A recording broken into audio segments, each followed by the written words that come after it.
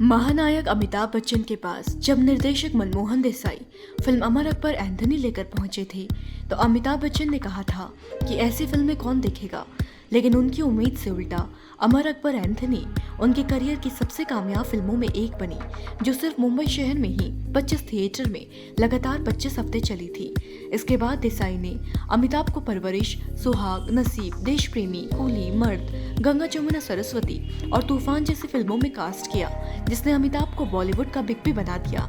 लेकिन अमिताभ बच्चन को इस मुकाम पर पहुंचाने वाले देसाई खुद एक हादसे का शिकार हो गए। हादसा या साजिश, ये रहस्य है जिस पर आज उनकी पुण्यतिथि पर हम बात करेंगे। दोस्तों, देसाई का शादीशुदा जीवन कुछ विवादों में रहा। वजह थी उनकी दूसरी शादी की टाइमिंग। पहली शादी उन्होंने जीवन प्रभा गांधी से की थी, जिनकी मौत हो गई थी। अब दिलचस्प ये है कि कहा जाता है कि देसाई शादी से पहले एक्ट्रेस नंदा से प्यार करते थे, लेकिन वो प्यार का इजहार नहीं कर पाए। इसलिए जब उनकी पहली पत्नी गुजरी तो उन्होंने कुछ सालों बाद यानी कि 55 की उम्र में नंदा से सगाई कर ली। लेकिन उनकी झोली में ये खुशियां टिकी नहीं, क्योंकि वो मौत के बेहद करीब थे, सिर्फ 2 साल दूर। आते हैं उनकी मौत के रहस्य पर। दरअसल मनमोहन देसाई का अचानक निधन होना पूरी बॉलीवुड इंडस्ट्री के लिए शॉकिंग था। इससे भी ज्यादा चौंकाने वाली वो खबर थी जो उनके सुसाइड करने की ओर इशारा कर रही थी। 1994 में आज ही के दिन देसाई की उनके घर की बालकनी से गिरकर मरने की खबर आई थी।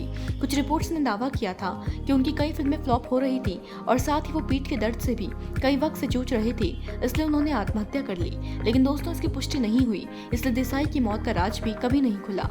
आप कह सकते हैं कि आज भी एक अनसुलझी पहेली है। वैसे बताते चले कि मनमोहन देसाई ने अपने 29 साल के फिल्मी करियर में 20 फिल्में बनाई थी। खास बात यह है कि 20 में से 13 फिल्में सुपरहिट निकली। उन्होंने अमिताभ बच्चन के अलावा राज कपूर, शम्मी कपूर, शशि कपूर जैसे एक्टर्स के साथ भी काम किया। सुपरस्टार राजेश खन्ना के साथ मिलकर उन्होंने सच्चा झूठा और रोटी जैसी कामयाब फिल्में बनाई। उनका यही रिकॉर्ड कहने पर मजबूर करता है कि बॉलीवुड के मंजी वाकई एक मंजे हुए निर्देशक थे।